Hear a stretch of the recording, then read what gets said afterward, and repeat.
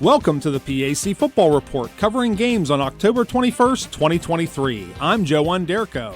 This week we will look back at Week 7 football games last weekend in the President's Athletic Conference, while also previewing Week 8 gridiron contest this coming Saturday.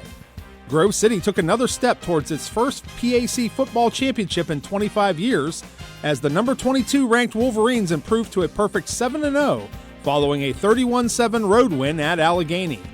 Two teams kept pace a game back of the Wolverines with wins. Carnegie Mellon rolled past Bethany 41-7, while Case Western Reserve posted a 31-6 homecoming win over Westminster. In other action, Waynesburg earned its first win of the season with a 24-0 home blanking of St. Vincent, while Geneva recorded a 20-9 road victory at Teal. W&J had the weekend off. PAC Player of the Week recognition for Week 7 went to Geneva senior wideout Hilton McLean on offense, sophomore linebacker Henry Bush of Case Western Reserve on defense, and junior defensive back Nolan Pitzenberger of Carnegie Mellon on special teams. Earning PAC Newcomer of the Week honors was Geneva sophomore linebacker Luke Blasco. A full slate of 5 matchups are on tap again in Week 8, with Teal having the weekend off. 3 nighttime kickoffs this week are highlighted by 6-1 Carnegie Mellon hosting 5-1 Washington and Jefferson at Gesling Stadium in Pittsburgh at 7 p.m. It's the 72nd all-time meeting in the series, with CMU holding a narrow 35-31-5 all-time record against the Presidents. Last year in Washington, the Tartans prevailed in a 12-7 defensive slugfest. Second-year CMU head coach Ryan Larsen talks about what to expect when these two PAC powers battle this week.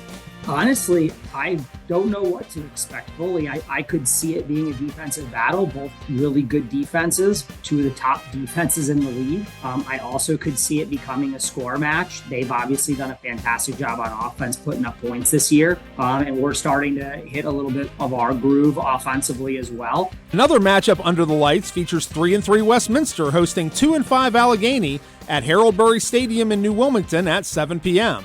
The series dates all the way back to 1899, as the Titans hold a narrow 29-27-5 all-time advantage against the Gators, including a 42-14 victory a year ago. Westminster head coach Scott Benzel talks about the state of his team with 4 games to play. We're at where we're at, I guess. We're not happy about being 3-3, but it is what it is.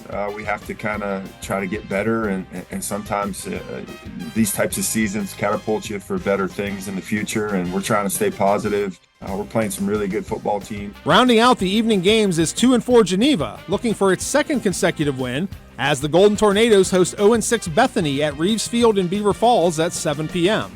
The GTs have dominated the series with the Bison 35-12-1 all time, including a 34-6 decision a year ago. Coming off a road win at Teal, Geneva head coach Geno DeMarco notes his program is solely focused on the task at hand. I look at tape and I see that Bethany moved the football on some very good defenses. They got some experienced, skilled guys.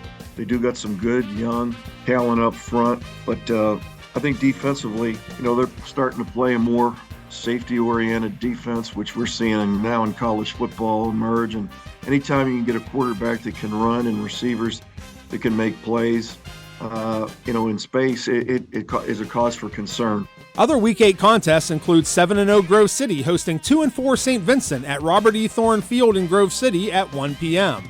The Wolverines lead the all-time series with the Bearcats 12-6 and have won the last 6 meetings against St. Vincent, including a 42-7 final in 2022.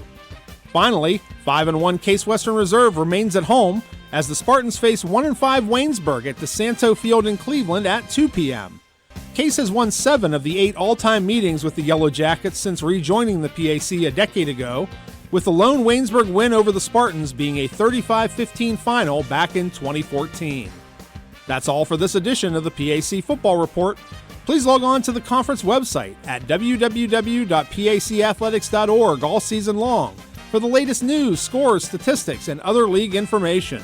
You can follow us on social media via Facebook, X, formerly known as Twitter, and Instagram. Links are available at the PAC website. I'm Joe Onderko. Thanks for listening, and we'll see you at the stadium.